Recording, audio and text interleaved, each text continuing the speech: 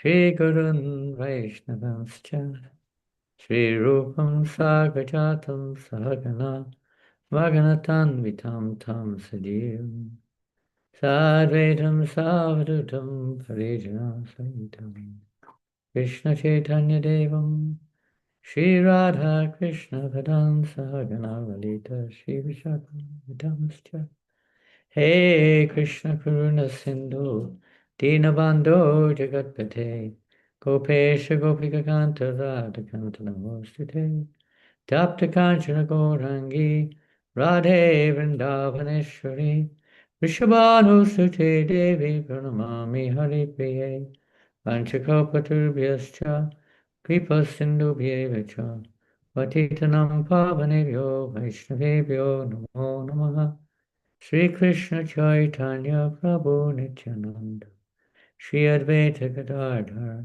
Shri Vasati Gaura Bhaktavinda Hare Krishna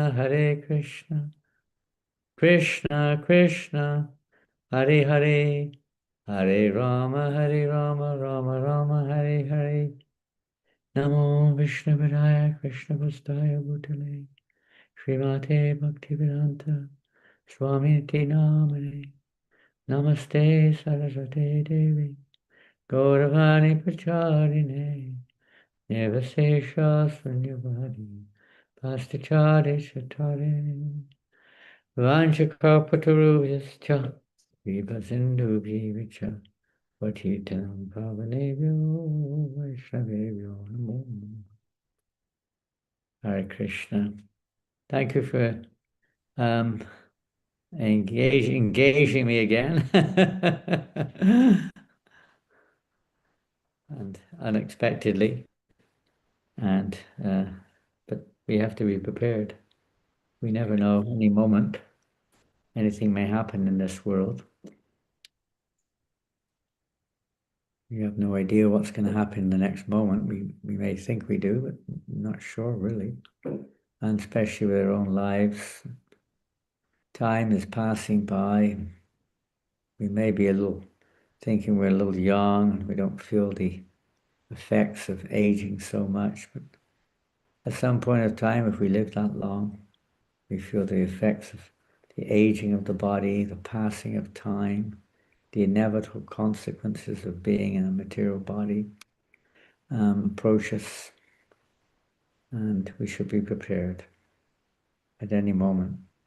At every moment we should be prepared. It's the idea of the Krishna conscious movement. So, Tasmadikena Manasa Bhagavan Sattvatam Bhakti Shrutavya Kititavyascha Dhyaya Pujascha Nityada. We're constant with one pointed attention, we should constantly hear about. Hear, chant, remember, worship the personality of Godhead, the friend of the devotees. So we should always be preparing ourselves, hearing Srimad Bhagavatam, chanting the holy names, serving the Vaishnavas, and so on. Limbs of devotional service.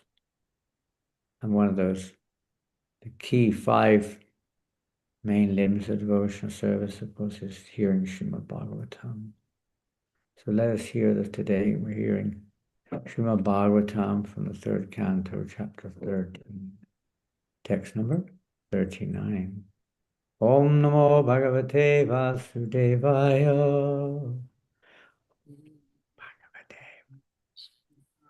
Om Namo Bhagavate Vasudevaya. Om Namo Bhagavate Vasudevaya. So you have it on your face there, I think on your page, whatever you're using. It should be visible to one and all. I'll use the book just in case things don't go so smoothly on the screen. And we'll just read through the verse. And you can repeat, of course. Namo Namaste Kila Mantra Devata. Namo Namaste Kila Mantra Devata. Dravyaya Sarva Kratave Kriyatmane. Dravyaya Sarva Kratave Kriyatmane. Paragya Bhaktyatma Chayanubhavata. Vairagya Jnata-jayanupavita Jnanaya Vidya Gurave Namo Namaha. Jnanaya Vidya Gurave Namo Namaha. We're going to the translation and purport, I guess, although there are many wonderful words in the word-for-word meanings. Maybe let's go back. Let's have a look at the word for word. There's so many nice words there which are worth meditating on and trying to digest. Obviously, namaha, namaha. Obeisance is unto you. Basically, namaha is negation of the false ego in one sense. Remove all the fourth namaho. Remove all the false ego. Obeisances, we offer our obeisances to you. These sages, headed by Lord Brahma, are offering their obeisances here to Lord Varaha, an amazing mystical appearance of the Lord, and another one of his inconceivable ways, appearing out of the nostril of Lord Brahma like a little tiny peanut-like shaped Lord, like a peanut-shaped hog or boar, and then very quickly, almost instantaneously, growing to a huge size, bigger than a huge, gigantic elephant, in the shape of a boar. Well, obviously, this is quite a surprising event. It doesn't happen every day. It does happen a few times in a day of Brahma. A couple of times are mentioned, of course, as we know.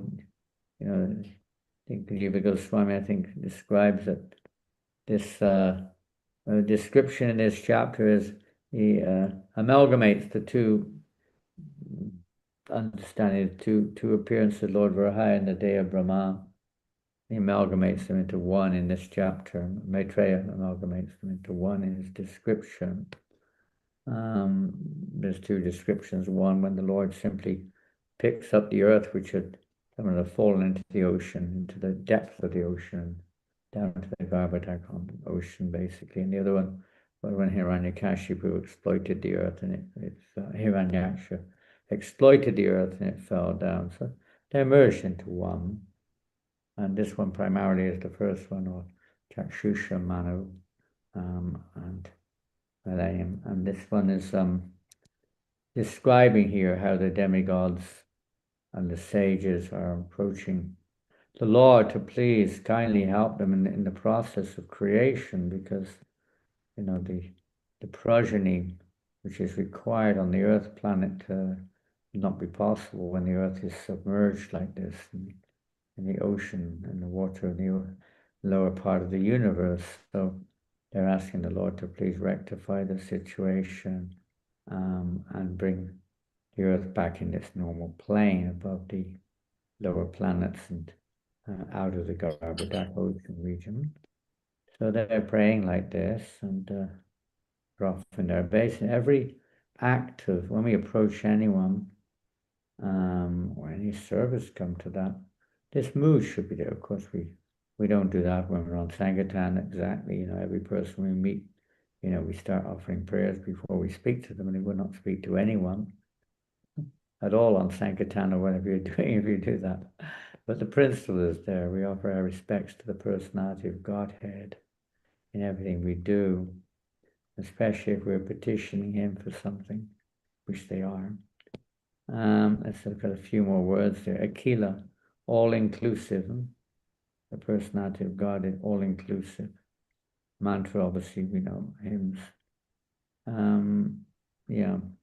Dravyaya, an interesting word. And to all ingredients for performing sacrifices. All the various ingredients which are required, many ingredients for performing various Vedic sacrifices are needed in order for the completion or the success of any kind of sacrifice. In Kali Yuga, these ingredients are often not available. They're very difficult to procure. So the Kali Yuga, the chanting of Mantatas Tantatas Chidam, Tehakalaharvastataha, that they may be difficult in this age to acquire the various needs, even when you have them, to actually properly execute such sacrifices is impractical, not possible in this age of Kali. Therefore, Yogya Sankirtanam prayer, the Yogya Sankirtan. The sacrifice of Sankirtan is the only means, Anu Sankirtanam Tava, that by the performance of Sankirtan, everything becomes Nishchidrama, everything becomes faultless, whereas every other endeavor is wrought with so many faults. So look at some other words here. Kriyatmane, Kriya, or the supreme form of all sacrifices. They're addressing Lord Varahadev. Vairagya, and this word Vairagya is possibly the most word which is focused on in the purport, meaning renunciation. Back to obviously devotional service. An interesting one here. Atmajaya Anubhavita, and another Sanskrit scholar, so no way I can break that down. We can understand some of the words, so to speak, but perceivable by conquering the mind is like in the sixth chapter of Bhagavad Gita. I think it's sixth chapter. They said one, it's in this one who has, conquered the mind, the super soul is already achieved. Is by conquering, without conquering the mind, we cannot possibly be able to perceive the nature of the super soul, the supreme personality of Godhead. We'll talk about that a little later, maybe. Jnanaya knowledge. Vidya Guruve, the supreme spiritual master of all knowledge. Namaha, again, offering obeisances. So interesting. Words in this verse, and especially with that Vidya Gurave, but that's discussed in the purport. So we go on to the translation and purport now. O Lord, you are the Supreme Personality of Godhead, and are worshipable by universal prayers, Vedic hymns, and sacrificial ingredients. We offer our obeisances unto you. You can be realized by the pure mind, freed from all visible and invisible material contamination. Very interesting statement. Offer obeisance. You can be realized by the pure mind, freed from all visible and invisible material contamination. We may be able to perceive the prarabdhas which we're presently living with in terms of contamination, the desires in our minds which come up now, and maybe our behavior is not always what it could be or should be. We can witness these unfortunate, we say, material contaminations, as the verse states. But the invisible ones, the ones we cannot see, the ones that are still dormant in our hearts, is the whole process of devotional service, Vairagya Vidya Nitya Bhakti, that the process of Vairagya and devotional service is maybe a little different to what people envision as Vairagya or renunciation. In devotional service, the process of Vairagya is not just to withdraw oneself from the objects of the senses, but rather to engage those objects in Krishna's service. And Yabanda Krishna Sambandhe Yukta Vairagya Uchite. To engage everything in the Lord's service, not to renounce it or give it up. How can we give up something that doesn't belong to us? It's like an illusion. It doesn't belong to us in the first place. How can we give up something which we don't have? So the real renunciation is to realize that everything belongs to Krishna and to use it in Krishna's service. This is the proper utilization of our body, our mind, our senses, the objects of our senses, everything at our disposal. We try to use, and this is the actual Vairagya for the Bhakti Yogi, the devotee, not just giving things up. However, in the mind, which is, well, we'll discuss that later, that comes up in the purport more, how we can clear away not just the visible ones. We engage our body, of course, as much as we can in service. So no matter what the, say, the normal tendencies we may have, or the sensual attractions which we may have, should be, say, drowned out, just like weeds when you flood the ground is flooded. They cannot grow. They cannot grow. So we try to flood ourselves with devotional service. So although the seeds are there, some of them are fructified, some of them are not, by drowning ourselves or completely engaging ourselves in devotional service of various kinds, then they cannot fructify, even if they're there in a potential state. They cannot really grow because the ground is flooded. Idle mind is devil's workshop, Prophet many times made this quotation. And, to keep our body and mind fully engaged in devotional service is the process of, at our stage anyway, the description of what is pure devotional service. And we'll hear more descriptions in the purport, but one of the descriptions is to engage our mind and senses fully in the service of the Lord, or for the pleasure of the Lord, Rishikena Rishikesha, to fully engage our senses like that. We offer our respectful obeisances to you as the Supreme Spiritual Master of knowledge in devotional service. You see, everything comes from Krishna, of course, and he knows everything. What do we know?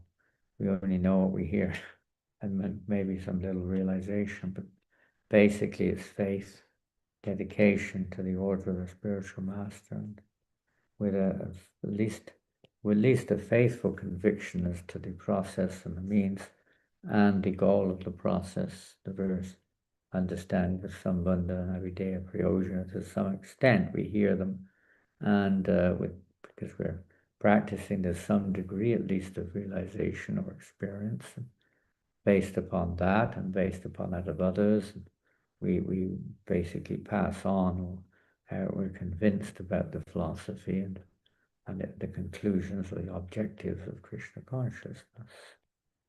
So the practicing stage. In the purport Prabhupada says the qualification of bhakti or devotional service to the Lord is that the devotee should be free from all material contaminations and desires. My goodness, that's quite something. Free from all material contamination and desires. That's the qualification for bhakti. You can say that's the Brahmabhuta platform, Brahmabhuta Prasanatman Sochiti. And that real devotional service begins when we come to that platform of Brahmabhuta.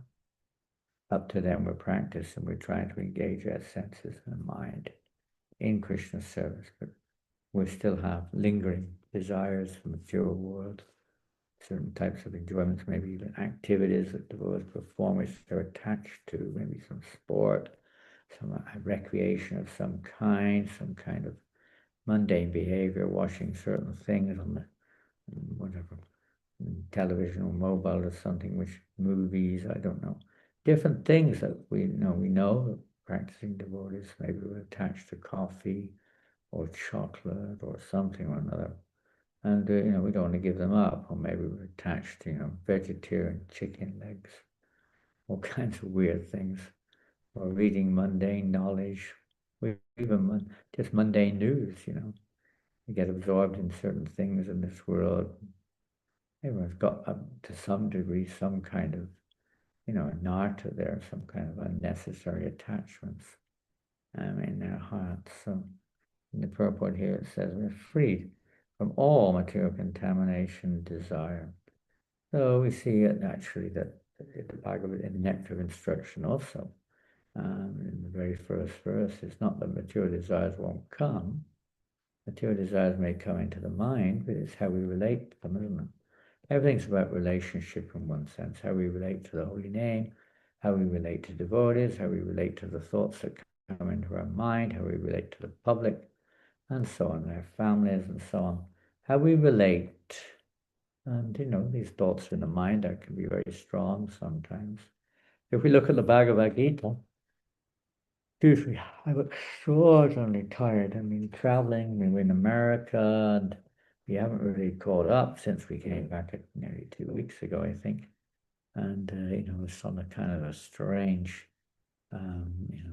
say, cycle of irregulation right now. We're very, very tired. So let's have a look at the 6th chapter of the Bhagavad Gita, which is sometimes called Sankhya Yoga, sometimes Astanga Yoga, and here called Jnana Yoga. It changes with each edition, but whatever it is, It doesn't change the subject matter or the importance of the purports of your Prabhupada in this chapter. So we'll listen to one or two verses here. Text number 5 of the 6th chapter of Bhagavad Gita. One must deliver himself with the help of the mind and not degrade himself. The mind is the friend of the conditioned soul and his enemy as well. And text 6. For him who has conquered the mind is the best of friends. But for one who failed to do so, his mind will remain the greatest enemy. So to conquer the mind is very, very difficult. And we already mentioned it for a devotee that's trying to engage in Krishna service, thinking of ways to, just trying to think, remember Krishna is one.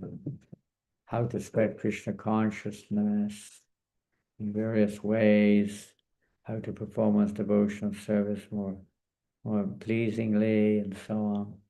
We try to engage the mind like this as much as we can, hearing the sound of the holy name of Krishna, and so on. We'll read one or two more verses, we won't read them all. We mentioned one, next one, we already mentioned that. We'll go on.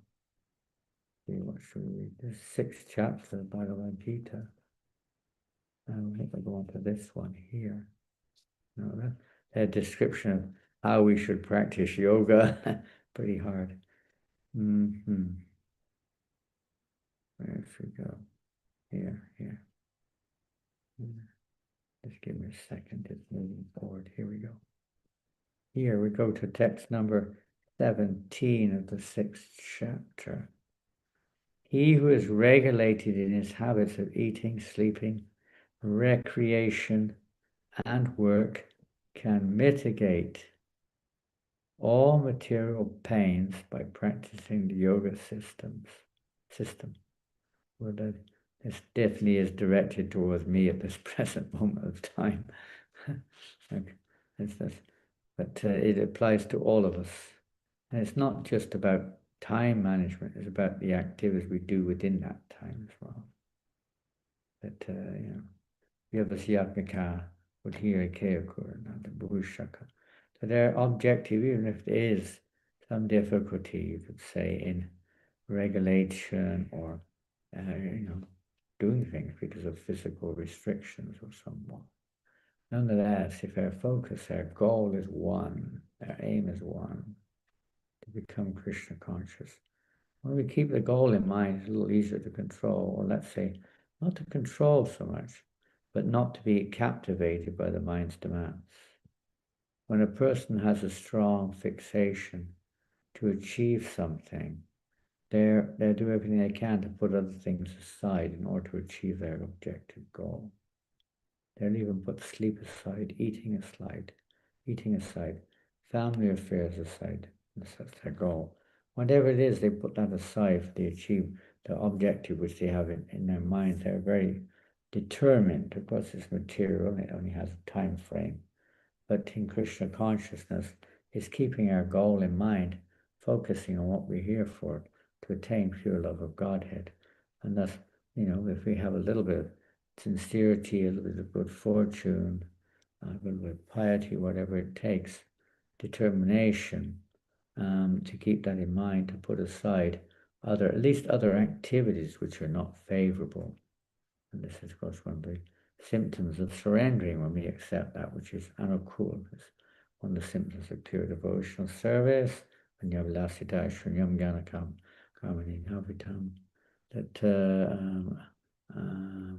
anukulyena Krishna, that devotional service is very favorable. It's without any desire or objective goal, at least, for any other activity, any other objective, whether not karma, jnana, whatever it may be. It's pure. It's a pure objective. Our goal is one, to attain pure devotional service to the Lord, like that. So we read on one more verse, two more verses maybe. When the yogi, it doesn't matter what yogi, by practice of yoga disciplines his material activities and becomes situated in transcendence, devoid of all material desires, So in the Nectar of Instruction, Prabhupada the verse says, tolerate these urges. They're there, and the toleration of those urges is not just, as we heard, that's not just tolerance, but to actually engage those as much as we can, urges in Krishna's service, or those tendencies in devotional service. We find how they can be channeled for the pleasure of Krishna, to keep them busy. Then he said to be established in yoga, well established in yoga, as a lamp in a windless place does not waver, so the transcendentalist whose mind is controlled remains always steady in his meditation on the transcendent self. The steadiness, later in the Bhagavatam, I think as Maharaja describes that this steadiness in devotional service is a sign of actual piety.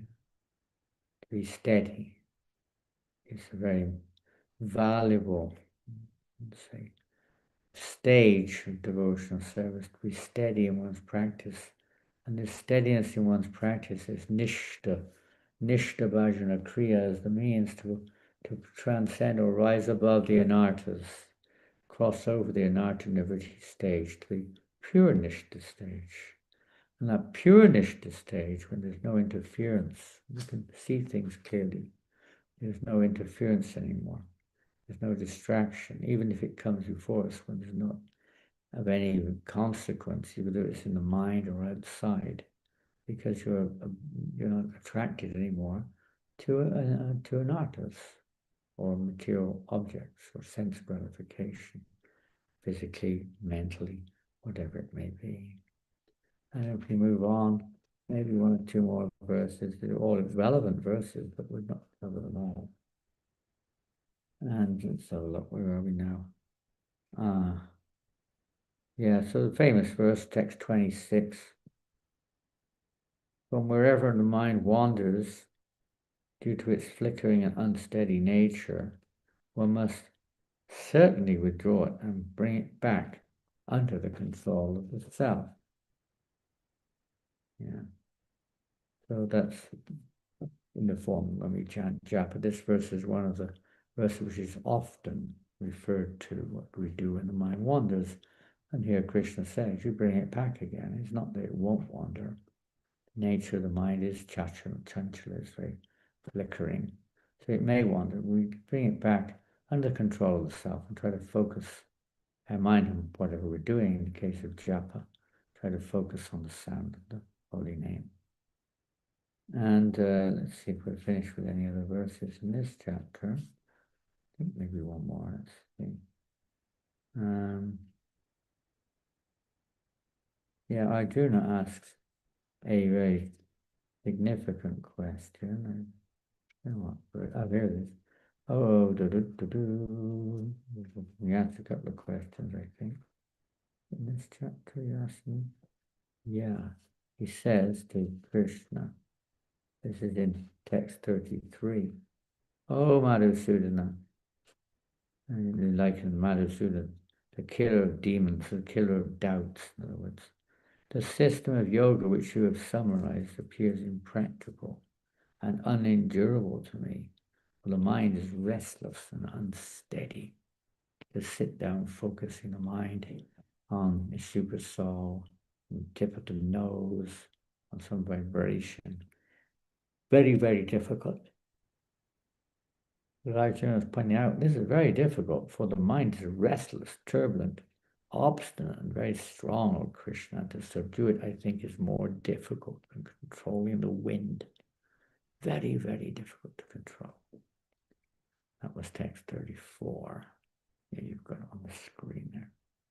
And then Krishna says, which is the verse which is, a relevant answer for us today. Lord Krishna says, Almighty armed son of Kunti, is undoubtedly very difficult to curb the restless mind, but it is possible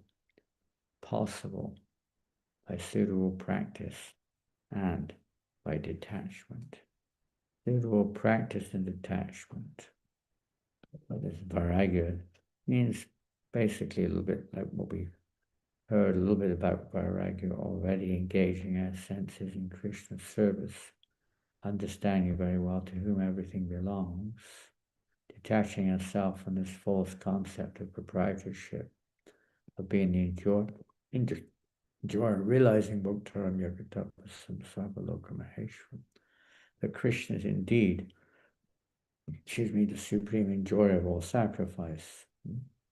He's the proprietor of everything, the friend and well-wisher of everyone. This is basic.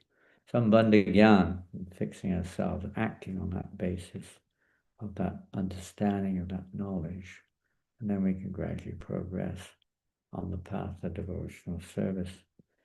So you say, practice. We practice devotional service, and we detach ourselves from this false conceptions of who we are, and we're not the enjoyer of devotional service either. That's Krishna. Sacrifice is meant for Yogi Vaishnav, is meant for his pleasure, not ours, but automatically the soul, as the soul becomes purified, will become more and more satisfied, being absorbed in that mood. But it's not we're not thinking this, I'm doing this so that I can just enjoy myself. I mean, maybe that's kind of neophyte platform, but devotional service is for the pleasure of Krishna. And for one whose mind is unbridled, self-realization is difficult work, but he whose mind is controlled and who strives by appropriate means is sure of success. That is my opinion.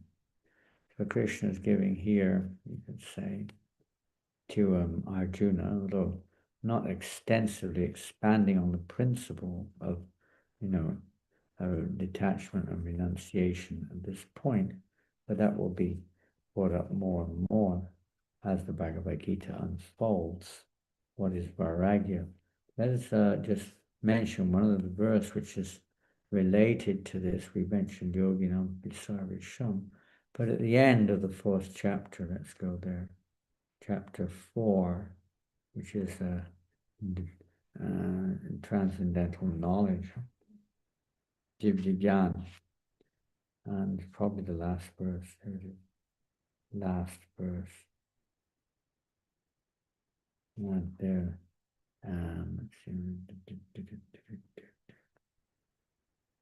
Yeah, therefore, the doubts that have arisen in your heart out of ignorance should be slashed with the weapon of knowledge. Armed with yoga or bharat, stand and fight.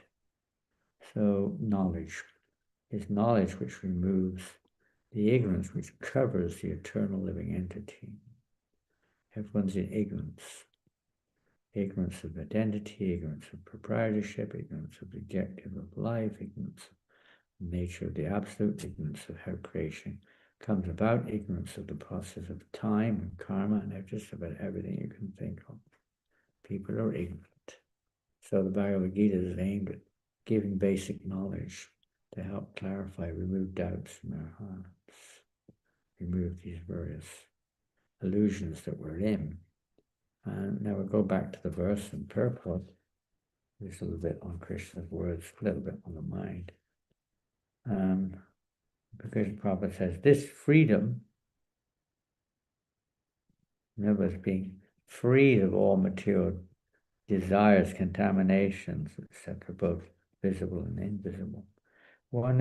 This freedom is called Vairagya. So this is when we're freed of these driving desires to enjoy this world or whatever it may be. It is, devotional services, it's freed, and of any material desire. It's also freed of the jnana. One Prabhupada describes that one who engages in devotional service but has still a desire to enjoy the fruits of their essential activities is understood to be engaged in karma yoga, not bhakti yoga. He could be said to be karma mishra bhakti, devotional service mixed with karma, depends. But to a large degree, it's karma yoga. We're doing some service for the Lord. We're offering the fruits of our work. We're engaged in some practical service, but we have a lot of material desires or material expectations to fulfill, attachments to sense gratification.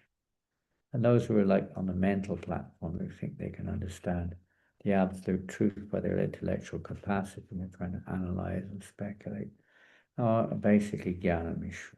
Bhakti at most, or just Jnana Yoga. Jnana Mishra Bhakti if they're working under the direction of a pure devotee of the Lord or following the activities of which we're meant to follow, but they're still basically in heart of hearts or Gyan. They have the Gyan perspective of devotional service even and analyze everything and so on. Bhakti Yoga is very rare.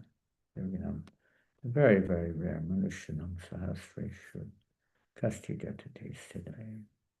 It's very rare to find the pure devotee freed of these other inclinations, but that's what the intention is, to work towards that and following in the footsteps Anu Kulina Krishna Anu Shilam. Cultivate under the guidance the eternal associates of the Lord, and gradually if we properly apply the process, and which is interesting. The next part of the purport, I think Prabhupada says here, after saying this freedom is called vairagya, or renouncement of material desires, giving them up or not being attached to them. Understand they're not us, they're just reactions from past activities on the subtle platform. It's amazing how attached we are to them and how much we want to try to enjoy them, both gross and subtle. One who engages in devotional service to the Lord according to regulated principles is automatically freed from material desires. In that pure state of mind, one can realize the personality of Godhead. So there we go again. Only with a pure heart as Krishna reveals himself. He doesn't reveal himself to anyone and everyone. Only one whose heart is completely pure of any desire for material sense, for name and fame, prestige, or anything else, or any material and returns, completely depending upon the Lord. He's the surrendered soul. So the Lord reveals himself. This is surrender. As they surrender unto me, I reward them accordingly, or reveal myself accordingly. So with a purified mind, and Prabhupada writes in the Bhagavatam in the 3rd chapter of the 1st canto that Sutta Goswami is describing how we should hear this subject matter with an attentive mind. And Prabhupada describes how to hear this subject, because hearing with an attentive mind is actually the process of purification. It's the primary process of purifying our consciousness, to hear the subject with a purified mind. In other words, with no kind of veneer, no kind of filter on our consciousness, trying to see it through our imperfect senses, or try to speculate about it, or even worse still, trying to imitate this, or try to enjoy, so to speak, for ourselves. So without these various filters, one hears with a purified heart. Everything becomes revealed. When the heart becomes purified, Krishna reveals himself accordingly. Of course, hopefully we're not Mayavadis. So Mayavadi may also, in one sense, have a purified state of consciousness, but their objective goal is not the same. Very different. So we don't want that. We want to have the objective goal of wanting to serve Krishna, please Krishna eternally. Let's see, where are we? The personality of Godhead, being situated in everyone's heart, instructs the devotee regarding pure devotional service, so that he may ultimately achieve the association of the Lord. So this is good fortune. He instructs within and without. For the spiritual masters, he instructs without.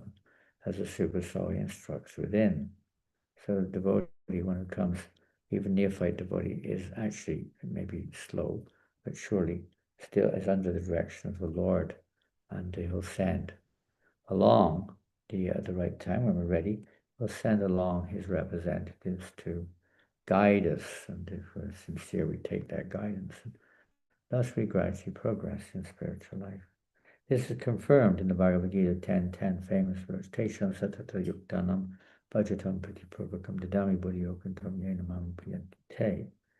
That Prabhupada, interesting, the purport he puts it in a different tense. It kind of like, it's not like Krishna speaking. Prabhupada's like saying, this is what happens if you do this. To one who constantly engages in devotional service of the Lord with faith and love, the Lord certainly gives the intelligence to achieve him at the ultimate end. Which Krishna says, one who worships you with love and faith and devotion. What's the exact verse? I'm just tired of forgetting. One who constantly, let me look at it. 10:10, Bhagavad Gita 10:10. Famous, one of the seed verses in the Gita. Papa describes them like that anyway. 10:10. You're already there. No, you're not. Yeah, you are. There we go. Switch it down. Scroll down. There we go. To those who are constantly engaged, to those who are constantly devoted to serving me with love, I give the understanding with which they can come to me. It's almost the same, but here you see Krishna speaking. Here Prabhupada is describing the verse from a kind of another angle. To one who constantly engages in the devotional service of the Lord, where the Lord says, serving me with love, to the Lord with faith and love, the Lord certainly gives the intelligence to achieve him at the ultimate end. Without giving understanding, including intelligence, he gives us the intelligence. If we're constantly worshipping him or devoted to him, keeping fully engaged, Mantra Yoga Vicharana, Bhakti Yoga and Sevati. And Prabhupada goes on with the mind. One has to conquer the mind, and one may do it by following the Vedic rituals and by performing different types of sacrifices. That's the karma path or jnana path. The ultimate end of all those performances is to attain bhakti. Bhakti is the highest form of yoga, as we see in the Bhagavad Gita at the end of the 6th chapter, and the last verse, and we can read it. If you look at the 6th chapter, somebody is not muted by the sounds of it. Maybe you have some relevant comments, but I can't hear what's being said. And if we look at text 47 of the 6th chapter, we find this famous verse, Yoginam Sarvasya Magadena Trapana. And of all yogis, the one with great faith, who always abides in me, thinks of me within himself, and renders transcendental loving service unto me. He is the most intimately united with me in yoga, and is the highest of all. That is my opinion. So to become a yogi is one thing, but not just a yogi, but a pure devotee, bhakti yogi, one is fully engaged in devotional service. The ultimate end of all those performances is attained by bhakti. Without bhakti, one cannot understand the Supreme Personality of Godhead. And there are numerous. In the Bhagavad Gita, there are several, not to speak of other scriptures, which state this, that without devotional service, you can look, for instance, we could look in the 12th chapter, let's have a quick look there. The universal form of all chapters, which is generally taken by the impersonalists and the cosmic travelers, speculators, New Agers, or whatever they're called, as being like the essential chapter of the Bhagavad Gita, where Krishna reveals the absolute truth in the form of the Virat Rupa, universal form. But this is a temporary form, which only applies, you could say, within the realms of time. Such a form does not exist in the spiritual realm. It's not the ultimate goal. It's just for those who have no concept beyond the material world, but to try to understand that behind everything is a supreme power, supreme being. In text number, I don't know, 54, I think, the 11th chapter, Krishna says to Arjuna, my dear Arjuna, only by undivided, means the same thing, anyabhlasita shunyam, yes, anukulyena Krishna, this fixed devotional service to the Lord without any interference. Only by undivided devotional service can I be understood as I am, standing before you, and can thus be seen directly. Only in this way can you come into the mysteries of my understanding. And it's not just about the heart becomes purified, therefore you can see clearly. That's one side. But the main thing is the actual understanding is given by Krishna. As Krishna says in the 10:10 verse which we just heard, that it's Krishna who gives the understanding when he sees that we're sincerely trying to engage under the direction of a pure devotee or authority. in the service of the Lord, then Krishna gives the understanding. He gives the intelligence how to progress. Even if we have a spiritual master, Prabhupada describes in that verse, you may have a spiritual master. You may have, opportunity to process devotional service, but one may still not necessarily be advancing in devotional service very, very much in Krishna consciousness. So we're going to have these. You can see if you quickly look at that purple, what Prabhupada says, 10:10. Sorry about this because I'm so tired. It's hard to grasp, remember. Maybe it wasn't in that verse after all. But I don't know where I read it somewhere. Prabhupada. Oh yeah, here it is. A person may have a bona fide spiritual master and may be attached to a spiritual organization. Well, this is very relevant to us. We're in ISKCON. We may be initiated, maybe a bona fide spiritual master. But still, if he's not intelligent enough to make progress, which is often the case. When it says intelligent enough, it doesn't mean we know what the process is. It doesn't mean we can repeat it like a parrot. Anyone can do that. That doesn't mean we're actually intelligent. It means we're not actually applying the actual medicine to ourselves. We're telling everyone else about it, but we're still carrying on, embracing material desires or speculations or material, maybe engaging in behind the scenes mundane activities. So many things could be there. We're just acting for name, fame, and prestige, and so on. Even though we know all these things are totally, as we've already heard, we have to be freed of these. We can't progress as long as we're still attached to material thoughts and material sense gratification of various kinds. We have to at least let go of that one way or another. As long as we're attached, then the anchor is still in the ground. We can row all night long, but we're not going to reach the bank because we're stuck. The anchor's in the ground. We've got these attachments. We want to go back to Godhead. Ishaya Charya Seva Simajiya Kevalo Hari Hari. We have to be freed when we chant the holy name of Krishna from all these desires. Vishaya Charya Kameshwara Abhiman Kamihama He Ramo Sri Vrindavanam. If we want to enter into Vrindavan, Narottam Das Thakur says we want to go back to Godhead, back to Vrindavan. Someone has to give up this Vishaya Charya. We have to give up this Vishaya, this desire for sense gratification. It may be there, but we just don't have to embrace it. We have to, heed it or absorb ourselves in it.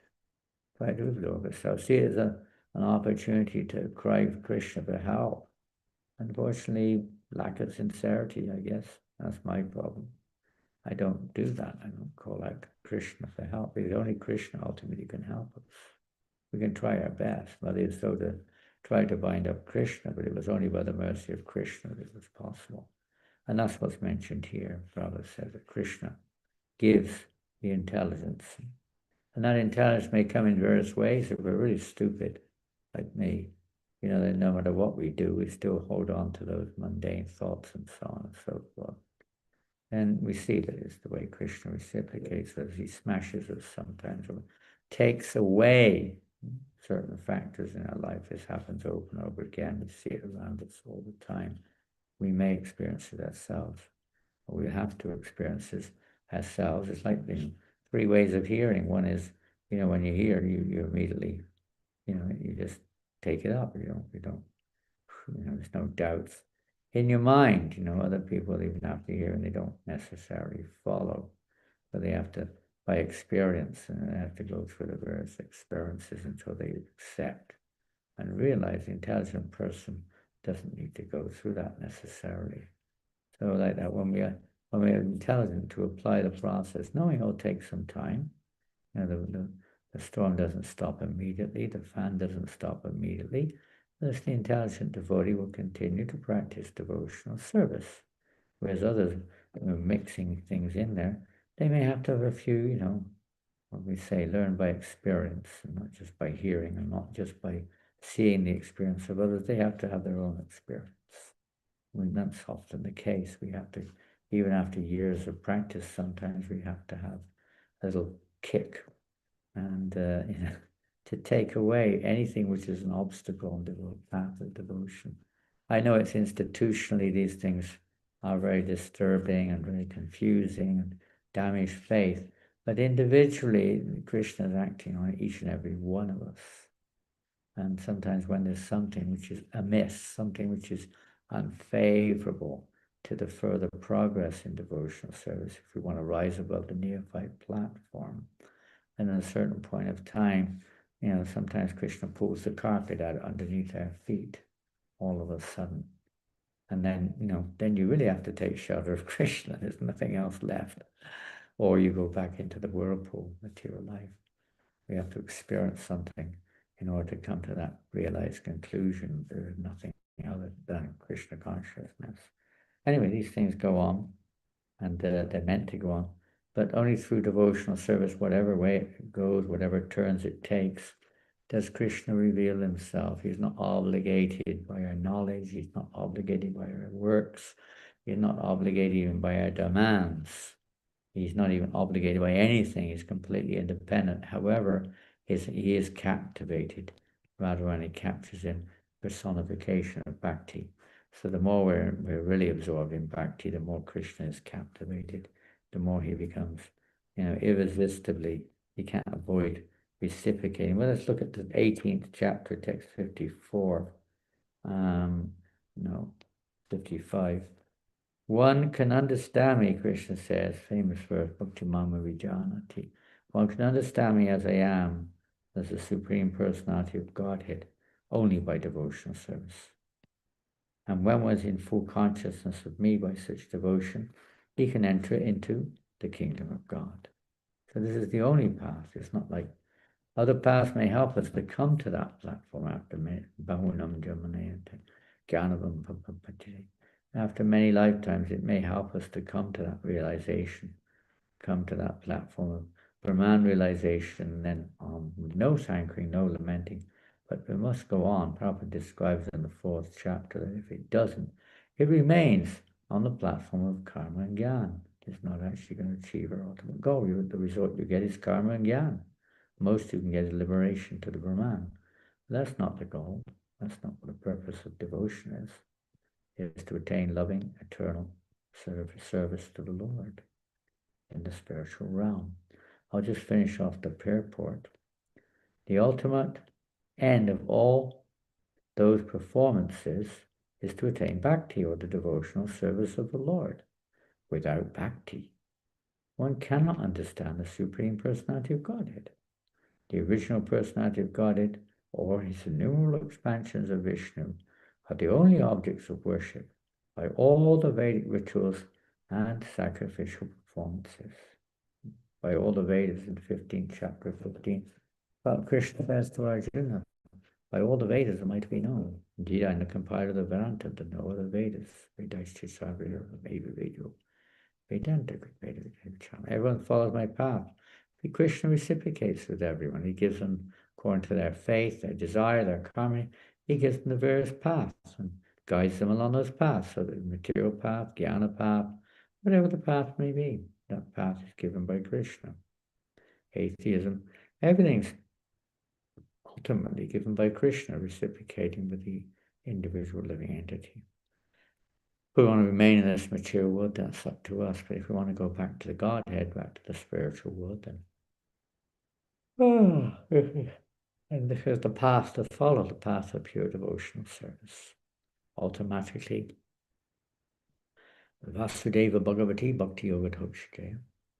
As it go, I can't remember, but that verse in the 2nd chapter of the 1st canto of Bhagavatam. I don't have it here in front of me. Maybe you can put a Vasudevi Bhagavati Bhakti Yoga Toshike. However it goes, I'm sure or something like that. Vasudevi Bhagavati, 2nd chapter, 1st canto. Put it on the screen. Let's read it. Let's try to revitalize. Let's remind ourselves. Remind. Is it coming? Srimad Bhagavatam, Canto 1, Chapter 2, text number 8, 9, 10. I don't know what number it is. Something like that. There you've got it. Oh, wait. Oh, here we go. Oh, it's a quick one here. Here it is, text 7. By rendering devotional service unto the personality of God is Sri Krishna, one immediately acquires causeless knowledge and detachment from them. There's no need for a separate endeavor. Only within the realm of devotional service, we do have a certain amount. Obviously, we don't eat this, drink this, and do that, and do this. But basically speaking, the real renunciation comes when we're absorbed in devotional service. You may restrict yourself from these external activities, but without removing the root cause of our bondage in this material world, this seeing ourselves in the center. And we can see in the nectar of instruction. I don't have one in front of me. I don't think I have one with me. A nectar of instruction. I don't know if you can put that up. It'll possibly be text number maybe 7, nectar of instruction. Check it out and see. Nectar of instruction, check text number 7. It could be. I'm not saying it is, but it could well be. Let's have a look at text number 7. Text 3, text 5, text 6, text 7. Okay, stop. The holy name, character, pastimes, and activities of Krishna are all transcendently sweet like sugar candy. Although the tongue of one afflicted by the jaundice of avidya or ignorance cannot taste anything sweet, it is wonderful that simply by carefully chanting these sweet names every day, a natural relish awakens within his tongue, and his disease is gradually destroyed at the root. We have to get down to the root. It's not enough just to mow the lawn, and it looks nice for a few days, and then a few days later it's back where it started again. And that's what generally is happening to some degree. It's a very slow process anyway. But the more we can carefully, and as Prabhupada says here, Anudanam, Rupa Goswami says, Anudanam, that we have to hear constantly, not just once a day. It's meant to be constant. We can't do that, but every moment we've got, try to utilize that in hearing, chanting nicely. Hear and chant nicely the names of Krishna, the pastimes of Krishna, the Bhagavatam, the Gita, and so on. When we have a spare time, try to hear about Krishna. Fill our time up like this. As much as we can, we try to hear and chant very carefully here, not just, clocking out the numbers of chanting 64 rounds. You haven't even listened to one word, just like a mechanical, like a machine going on. Try to hear the sound, try to understand the sambandha, the understanding behind what we're doing. Try to be conscious. And we will, when that occasionally happens, maybe it does, these realizations come. We start to realize, and we start to turn to Krishna for help, to really free us from these anarthas, or these, whatever form these anarthas take, that any kind of offensive mentality or material attachment or illusion or ignorance, whatever form it takes, it dawns on us that we have no hope but to take shelter of the Lord. It's our only hope. This is what Shastra, Guru, and Sadhu are actually, you could say, emphasizing and giving us this constant reminders and means to achieve that state of complete dependence on the Lord.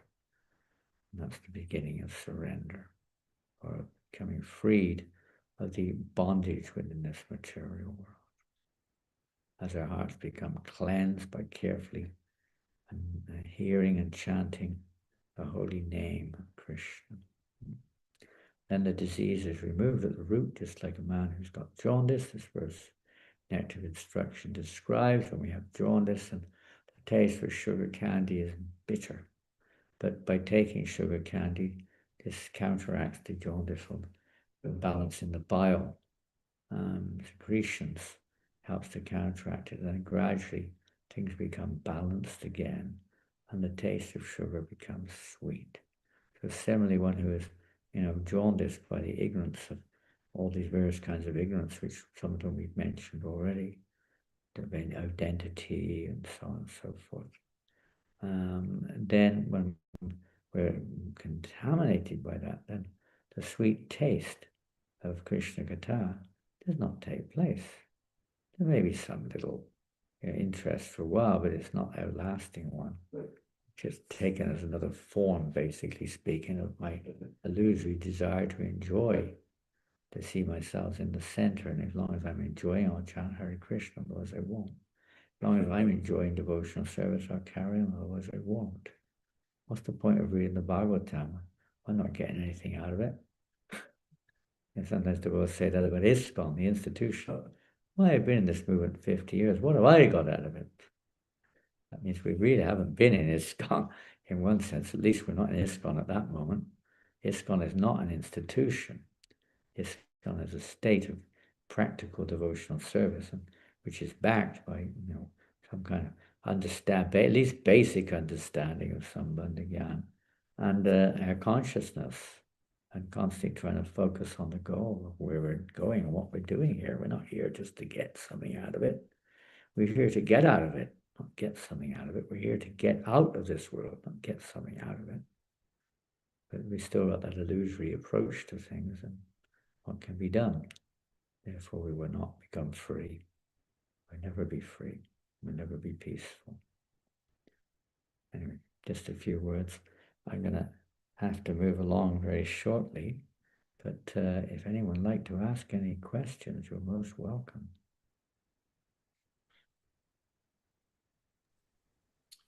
Hare Krishna. Thank you so much, Maharaj. I'll have to leave the stores from Africa till next time, unless you have another. Well, unless you did mention the other day. I think I mentioned it in the last session that I had some experiences in Uganda. Yeah. I mean, it wasn't. Yeah, we would like to hear a little bit about that, Maharaj, if possible. Well, I could mention something. Yeah, please. Hare Krishna, everybody. Hare Krishna. If you've got the time, I can spare about. Maybe I can wrap it up in 20 minutes. But let's sit. I'm going from one country to the other. I'm losing track of time. Over here it's 6:05, I think, and you're probably 12:05 over there. So I've got to wrap up by 6:20. Okay, Maharaj. Let's see what we can do. And sometimes stories, you leave them on the suspense, on the cliff. Tune in next time to find out what happened, type of thing. But I'll try to wrap it up before that if we can. Okay. So some of you have heard it, one or two online. This timing is very bad for most of my disciples because they're mostly on the far side of the world. It's the middle of the night over there right now, something between midnight and 5 o'clock in the morning, I think. So, yeah.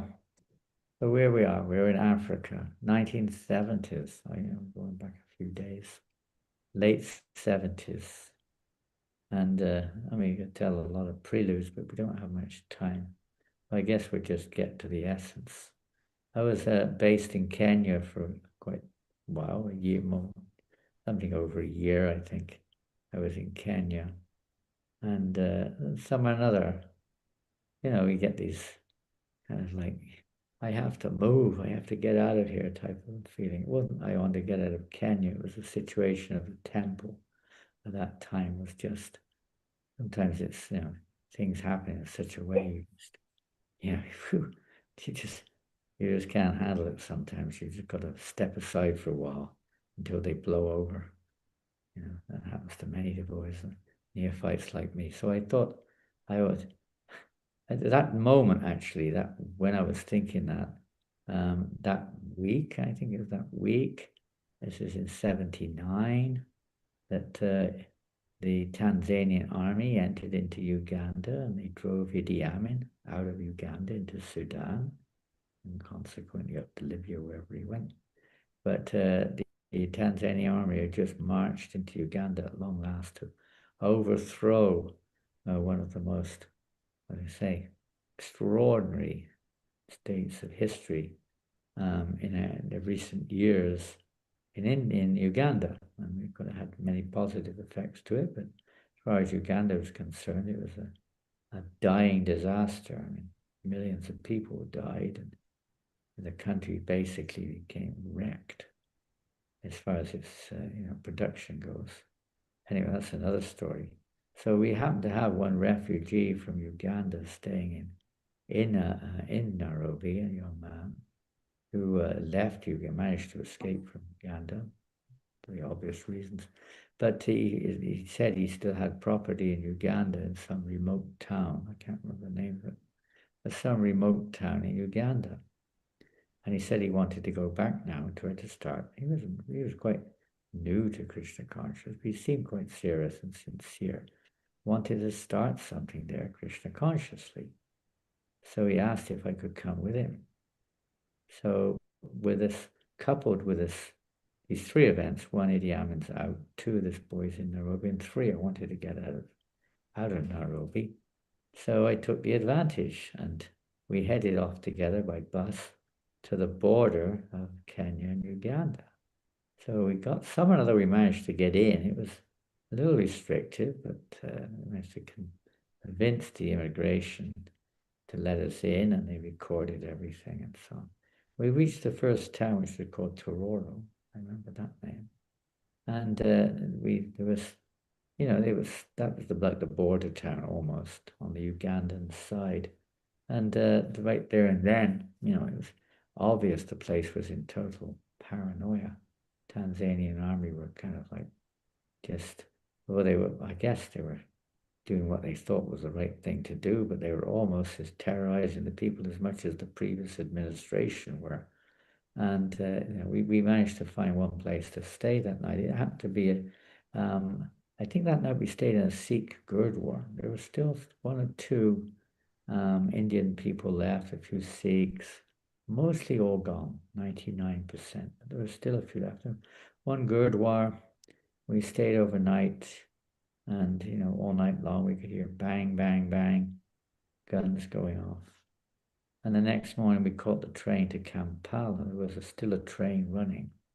We got arrested on the train by the security, maybe Tanzanian security.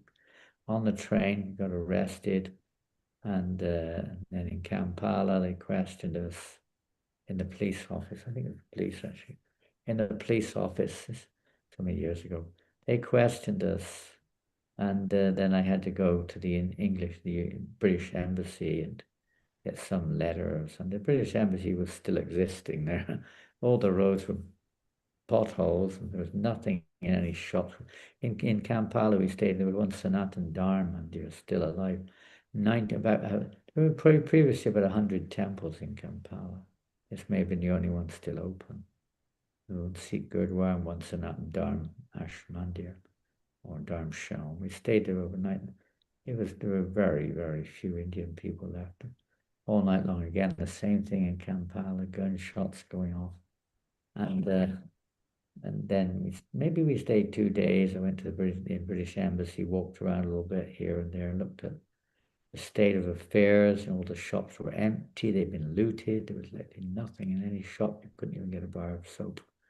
It was like, devastated. All the things were not working. The electric hydropower station, whatever they call it, was broken down. Apparently only one turbine out of the 8 was still working, and electricity was off most of the time, and water was infrequent. Food was very difficult to get. It was a usual scene after devastation. And then anyway, we managed to survive a couple of days there. Then we went we managed to get a grain lorry. I remember how we traveled. There was one grain lorry. They were taking some grains somewhere. There was some grain storage somewhere. They were driving up north. So we sat on the top of these grains on this lorry, which drove north to this town, towards the town where this young man was supposedly had his property. So the lorry went most of the way, and I think we got a lift in some kind of like a Jeep of some kind, right? Across these bumpy tracks. And eventually we arrived in the town where he didn't live in the town, he lived in the village, maybe 4 or 5 kilometers out of the town. And we got to the town, and then we hitchhiked. I remember it was a tractor, actually. I think some kind of tractor. We managed to hitchhike and get up on the tractor and reach the village. It really was a typical African village. It's all straw huts. He had a straw hut there, kind of 2, I wish you could say, rooms within the hut. So I stayed in one. His family members moved to maybe another family hut nearby, and he stayed in the other room. They were very nice. I mean, the food was pretty raw, to say the least. Some kind of, you know, a maize meal and a few other things, just, very, very, very, very basic. And there's very little available, so it was even more basic. Bananas were available. And so we settled down there, and the next day I thought, well, I'll go into the town. I brought with me a bunch of maybe 100 or 200 magazines from Nairobi. They speak the same language, Swahili. So I took these magazines with me to the town. It was a market town. It wasn't that big, but I walked maybe an hour to get to the town with my backpack. He didn't come in. He said he had other business. He was going to check out his land or something. So I went into the town alone. And this was ironic, and I don't remember the exact date, but you can look it up because it's a historic moment in the world, at least in the world of Uganda. On the day I went into town, I had no idea. It was an absolutely full eclipse of the sun. And I had no idea that was going to happen. I was in the marketplace, Rudy Kwamungo, Penny Mojo, Rudy Kwamungo, Penny Mojo. Hundreds of people gathered around and chanted a little bit. It was like they'd never seen anything like this in their lives, if you can imagine. I was the first devotee to go into that country for this type. There was one devotee, Jalakar, went in there to enlist a few members many years before, several years before, not many, 2 years maybe. And maybe he made a few life members, but he didn't preach outside of that. He just met a few Indians. It was the first time any kind of street Sankirtan took place in Uganda, and one-man show. So, and then there was, mostly they were Christians, and they were really laying into me in terms of arguing, those who spoke English anyway. And it was quite intense. Although I distributed quite a lot of magazines, it was almost like a battle going on there. And I survived somehow. But then suddenly the eclipse came on. I didn't know what was happening at first. Everything started going dark. It was really eerie. And I saw everyone taking up these kind of like these files, these dark things, and looking up in the sky. I thought, oh my God. I realized what was going on. It was a full eclipse of the sun. Literally, must have been 99%, I think. It was practically full eclipse of the sun. It was so dark. The most you could say it was purple. Everything turned purple. It was really eerie. And I thought, oh God, what's happening here? Everything kind of just closed down. I mean, everything just came to a standstill, more or less. So I kind of moved out of the marketplace. It was still possible to see where you're going just about. It's like just a moment before full darkness. So then I slowly made my way back, and the eclipse moved away, and went back to the hut that night. I got back to the hut that night, and I started feeling a bit sick. Fever came on, which is nothing unusual, as we all know in Africa. Anywhere it can happen, but especially in the jungle. It's a kind of a semi-jungle area, really. So anyway, that night I got really sick. The next day I was so feverish. I mean, I never, up to that point in my life, felt so sick. I thought I was going to die. Temperature must have been rocketing high. And, I was writhing in pain. And the next day, suddenly we heard these sounds in the morning of motorbikes coming up the, it was kind of a hill. The village was a little hill near the town, coming up the winding road to the hill. And then I could kind of hear. I mean, it was funny how this is one interesting thing which goes along a lot with devotional service, because there's a famous verse in the second chapter of Bhagavad Gita, 259. Some of you know it. Vishaya Vinivartante Nirahavastudena. Param Dishva, we're experiencing a higher taste. Now, this wasn't a higher taste, but one, and it's amazing how you might be in tremendous pain. When something else comes along, which is unavoidable, it's almost like you forget the pain you're in. And all of a sudden, there's something happening. I hear bang, bang in the room next door. It wasn't a gun. It was like beating going on, smacking things.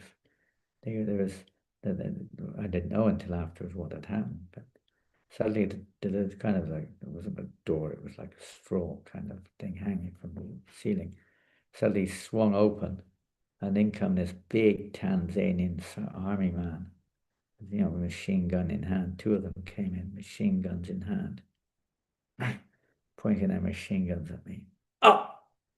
I had to get up, you know. I just completely, it's amazing how suddenly, boom, despite all this fever, you suddenly, boom, forgot. I can't say forgot about it, you just become unaware of it. And you just kind of got a like higher taste. It's not a higher taste, but you get the idea. You're faced with this document. He said, document. I gave him, I assumed he meant my passport. So I gave him my passport. He said, forgery. Put it in his pocket. Money. And I'd hidden most of my money because I feared that something funny may happen, but I still had some. I gave him what he had. Illegal. Black market. Took the money. And he just stormed out with his friend. They just stormed out of the house. I just crashed back on the bed. You know, what the heck's going on around here? And then my friend came in, he was all bruised. They gave him a good beating, you know. And it was quite amazing, you know. Just after this eclipse, I could realize that, you know, very inauspicious. I didn't have any idea this was going to happen. And there I am. Now I'm back with a fever again, writhing all day long. I was sweating like a dog, not knowing what's going to happen next.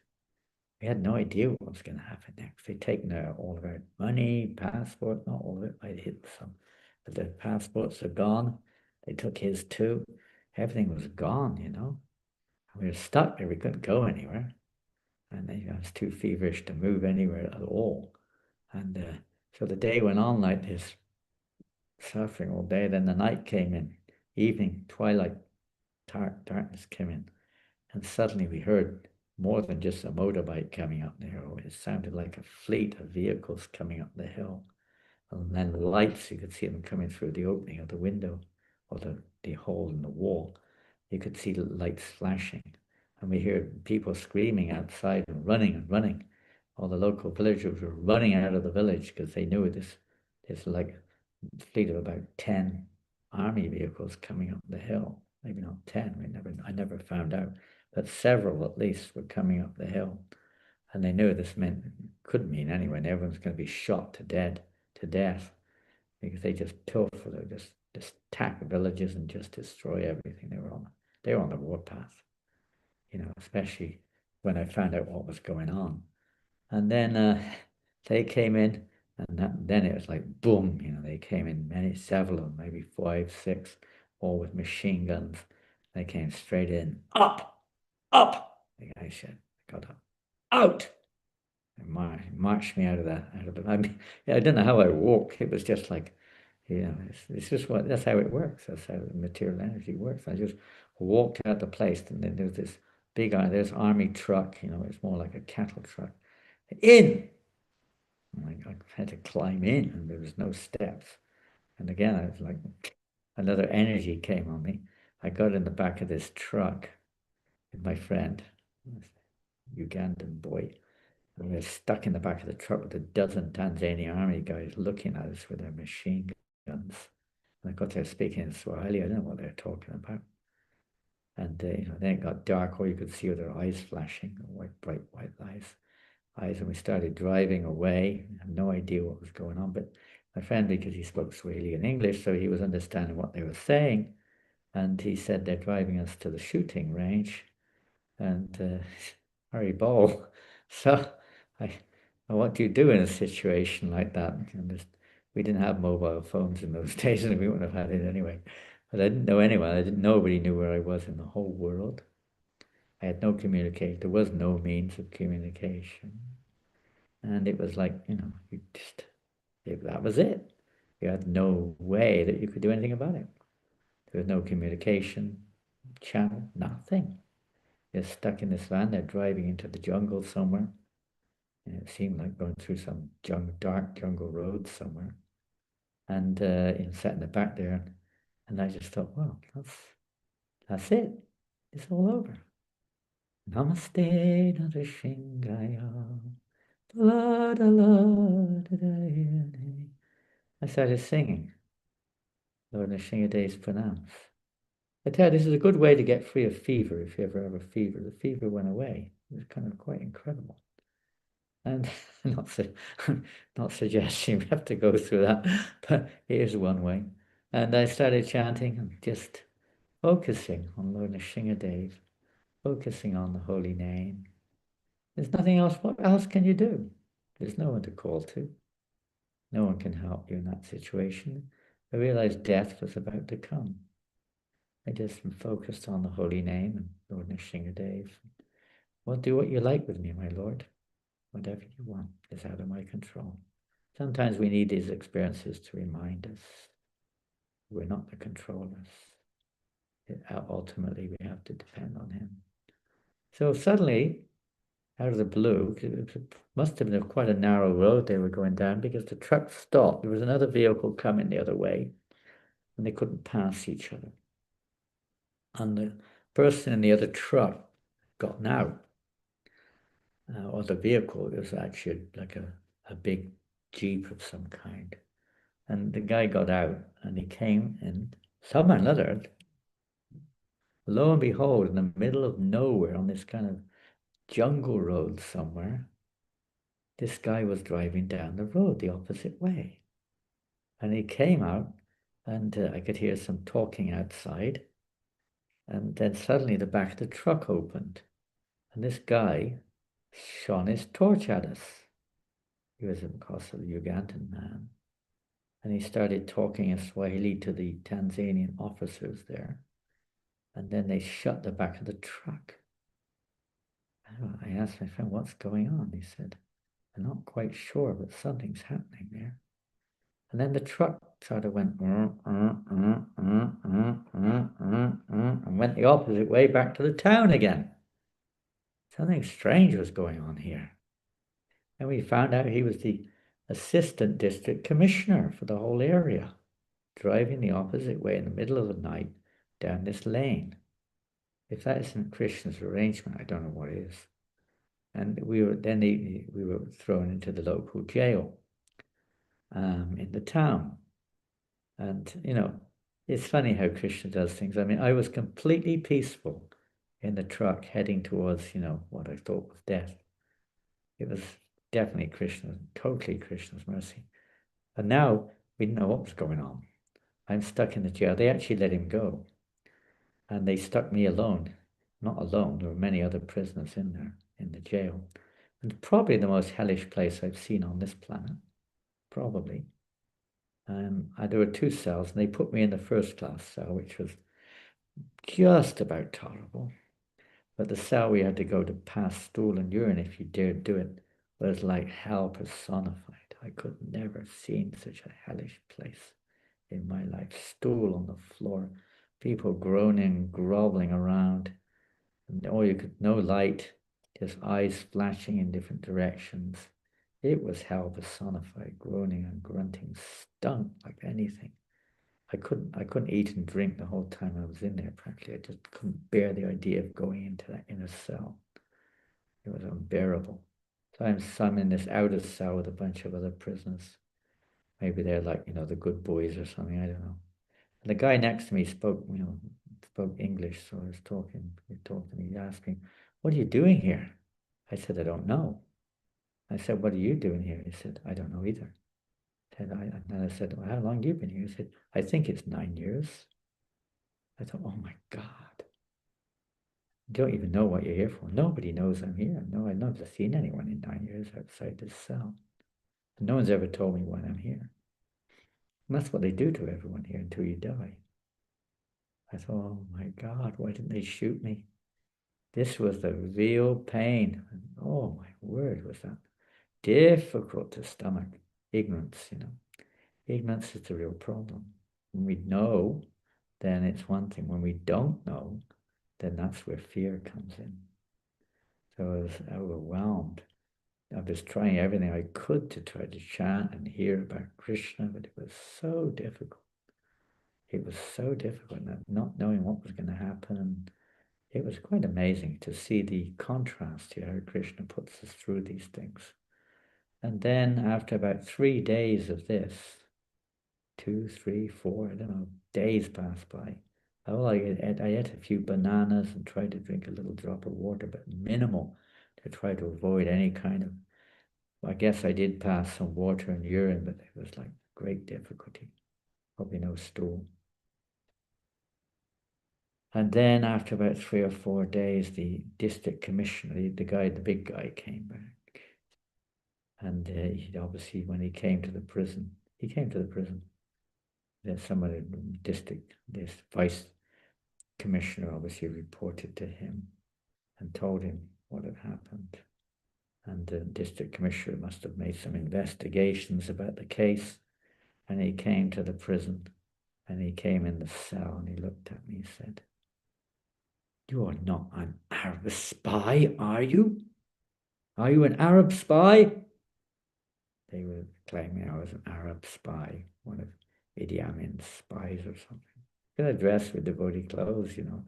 Every day there was like Christian monks being shot and missionaries being shot dead, and it was a daily affair in Uganda at that time.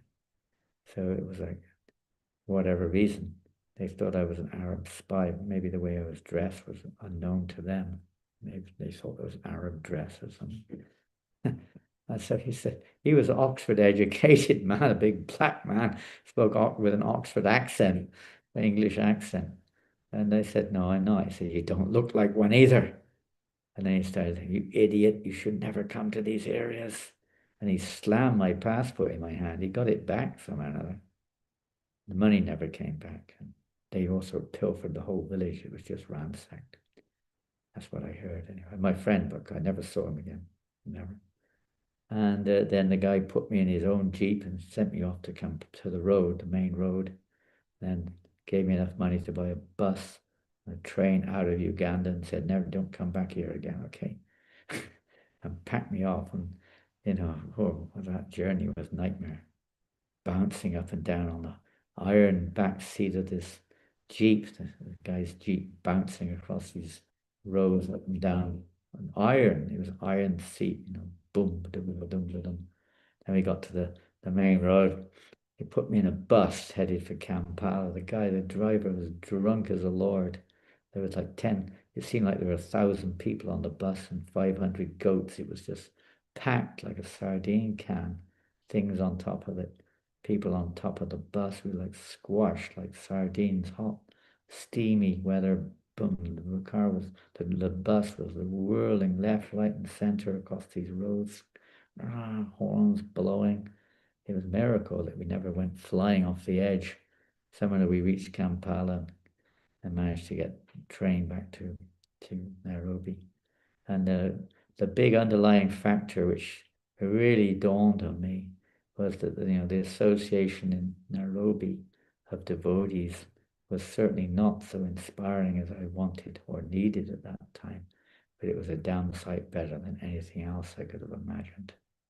It may not be as good as it could be, but it's better than everything else. All the time I was in Uganda during this particular ordeal, at least, I was just thinking of how valuable the association of devotees is, even if it's not the best. It's better than anything else we can possibly have. And there was prayer there. I was praying in the prison particularly, and when I was in that feverish condition for the association of devotees. So Krishna sometimes puts us through these various events to help us to realize, a little bit more about Krishna consciousness, a little bit more about the value of sadhu sangha, a little bit more about our lowly neophyte condition, a little bit more of how we're here to take shelter of the Lord and not the process only, but to actually take shelter of Him. We take shelter of the process for the purpose of take shelter of the person behind it. Not just the means, not just the mechanics, but the mechanic person behind it. Anyway, that's in a nutshell a little story from Uganda. And you can see it's certain things stick with us. So I can't say as clear as day, but fairly close to as clear as day. I hope you have, well, maybe some of you are not there anymore, but I hope you gleaned something of any value from that little story. Hare Krishna. Thank you all very much. Is that all right? Hare Krishna. Thank you so much, Maharaj, for sharing with us this very, very painful experience you went Oh, through. it's one of the most important experiences of our life. Painful at the time. You know, it's like you go to the dentist or something, it's painful, but then, you know, you realize that it's a very important thing to do. You know, you're relieved of so many things. It relieves us of karma also, if you could say that, or various anarthas, various obstacles, these things come, tenu come, shamanam. Remembering these verses of Bhagavatam and seeing them in action, it really helps us to, you know, go a little deeper. It's yeah, many of others have had similar experiences in different places and on the planet or in their own lives, but we need these things sometimes. There's others too. That's the one we'll share today. Well, Maharaj, it was exactly 2 weeks ago today that we celebrated the glorious devotional activity, Ladini, pastimes of Mother Ladini, Ladini. Yes. Ladini Shakti. And in that meeting, we tried to offer our apologies and humblest obeisances to the Ladini and, of course, all the devotees, because we are Africans and these atrocities took place in our own home. I have to offer my So, apologies to you, my respect for you. I've come from the country which exploited you all. oh, Maharaj, I'm from well, the then, so-called civilized country called England. yeah, Barbarians to the max. They well, exploited the Africans, exploited the North Americans, exploited the Aborigines, exploited the Indians. They exploited everything they could get their hands on. And then they continue to, you know. well, thank you for sharing that, Maharaj. But this is a very, very horrible events that were perpetrated against Krishna devotees. And we are thankful that somehow Sri Prabhupada, Krishna, they intervened for you to be here with us today. As you were narrating, and I was thinking, probably Maharaj, if you've not already shared this, like maybe in a small booklet for people to read, I think if you may agree with me, it might be helpful to many others. Well, you know, People read I was these pastimes. planning to do that. In fact, Burjan Pro was going to put it out, but he never did. We talked about different events we've had in life, different different experiences, different dreams, and stuff. And he was going to put something out, but it never happened. So maybe it's time to do something. Yeah, Life is getting, you know, obviously time is running out for all of us. But you know, when you're 76 years old, you're kind of like you don't know. It's like, it just dawns on you that you know yeah, it slowly creeps up on you. The amazing thing about old age that I'm experiencing is that you don't notice it in some ways because it slowly, imperceptibly creeps up. But when you actually, if you could take, it's like a child growing up, you know, the Prabhupada says, you know, the parents don't hardly notice the child growing up because they're with the child every day. But when you've been away for a year and you come back and see little kid, my God, you've grown big, you know, the parents don't notice it, you know. So it's like that when you get old too, you know. If you actually have a vision of your body working 10 years earlier and how it works now, you kind of see a different thing, you know. But this is a nature of Maya. They're very clever. So you hardly notice it. And you kind of get used to being somewhat, you know, restricted or tired or whatever it is you're going through. It becomes a part of life. And you should get this step by step like that. You know, it's quite unique. So I think we have to do these. If these things are any useful, a few more, which we could pen down. And yeah, I think it's important to see practical demonstrations of their own little. I mean, Indra is doing it all the time, as we know, yeah. and I think Your Guru Maharaj, Bhakti Tirtha Maharaj, Yes, yes, Maharaj. also revealed many things about his amazing adventures in this world and different, both on physical and subtle planes. You know, I think it's important to share those with those Very who much. want Yes, to, you know, let's say, take confidence, take strength, take encouragement from these living experiences, whatever they may be. The danger is, let's say, the fear is putting ourselves in the center, but it's also putting ourselves in the center. Distinct that there's a fear of putting ourselves in the center. The real point is to try to share something which may be of value to others and help them to become more Krishna conscious. That's the thing. I mean, you say Ladini, but I mean, Ladini is still here with us now. I mean, anyone who reads about Ladini or hears about Ladini yeah, can just feel the level of devotion which she had, the love that she had for devotees, willing to give up her own life like a pure devotee does yeah, for the sake of other devotees. You know what I mean? It's an eternal, it's legacy which lives on. I mean, I'm not justifying or saying that, you know, is a good thing in any way, but her legacy is more powerful in some ways than practically anything else, you know, how fearless and how, you know, devotion to serve the devotee, she's willing to give up her own life. And knowingly, basically speaking, with knowledge, she wasn't unaware of it. She knew the consequences. And this is a real devotee. This is a real devotee. huh. We can all learn from Ladini. You know, we're all going to face death sooner or later. It may not be in the same way, but it's going to come one way or another. We've got to be fearless, otherwise, back we come again. Back we come again.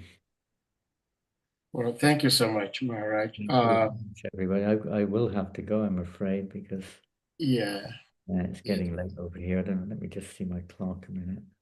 Yeah. Well, Maharaj, I would like to say this on behalf of all the assembled Vaishnavi devotees gathered here at the moment, and the entire African Vaishnav community, and of course, the entire Vaishnav world, that we are very thankful to Sri Prabhupada and Sri Radhakrishna for somehow preserving your life, even though you went through hell, but somehow they brought you out for us to have your association today. And Well, it's my fortune because I get your association. I have to thank you. no, no, all right. I Some another, Chris, I wasn't ready for it. That's probably the real reality. I wasn't really ready. So Chris said, "You're not ready for this good fortune yet. You've got to go back more. You're not prepared. You've got to go back. You have a lot more work to do. Get back out there. No, you're not qualified to come. Back you go. But what to do? We just keep trying and chant Hare Krishna. Please, everybody, don't forget this is Live to Give campaign. And the best way we can please Prabhupada is to at least try to spread his message to our best capacity. Try to distribute his books as much as you can. And see what we can do. live to give. Thank you so much, Maharaj. I've been wondering sometimes how much pain Sri Prabhupada must be going through, because no father would like to see his child go through so much pain and trouble. But by the nature of the preaching activities, some devotees sometimes go through lots of difficulties, and all these difficulties also do not make Sri Prabhupada comfortable. So, but ultimately, Prabhupada's pleasure is Krishna when Krishna is pleased. Sometimes, you know, many of us have had children, or you've had children. You know that sometimes it's a little painful. Yeah. The child has to go to the dentist. The child suffers a fever. The child gets chastised at school. Whatever it may be, not you only want the child to be happy. But part of that is sometimes we have to learn lessons in various ways. Those who are transcendental, they also go through pain. Mother Kunti, the Pandavas, Mother Sita, So many go through so much pain for the welfare of others. So pure devotees go through that, and we neophytes wait for our own purification, our own coming to that point. Krishna wants us back to Godhead, whatever it takes. As we mentioned earlier, sometimes it seems like devotees have failed, but they've not. They just haven't, it's just they haven't quite learned the lesson. They need to learn it in a different way, so that they become completely eligible with no more attachment in this world to go back to Godhead. And Krishna, that's what Krishna wants, and that's what Prabhupada wants. If he can make one pure devotee, Prabhupada said, I consider this mission successful. So that's really what Krishna wants, Radharani.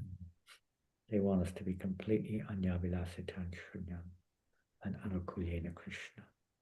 They want that pure devotion, not just sincerely trying our best and doing this, that, and the other, but without any other motivation whatsoever, other than to please Krishna. It takes a bit of time usually to that to happen for all of us, that's for sure. So it seems to me. It's certainly taken a long time with me. I still haven't learned my lesson, but what to do? Keep trying. Hare Krishna. Srila Prabhupada Ki Jai. Thank you. Glorious to all of your services. Thank you. Hare Krishna. Thank you, Mary. Well, Hare Krishna, devotees, I believe someone might have wanted to say something, but Maharaj has to leave. So we're going to humbly request you all to kindly unmute yourselves, and we all chant Hare Krishna Maha Mantra to express our appreciation to His Holiness JANANANDA Swami Maharaj for being here with us today. Hare Krishna. Hare Krishna, Hare Krishna, Krishna Krishna, Hare Hare, Hare Rama, Rama Rama, Hare Hare, Rama Rama, Hare Hare,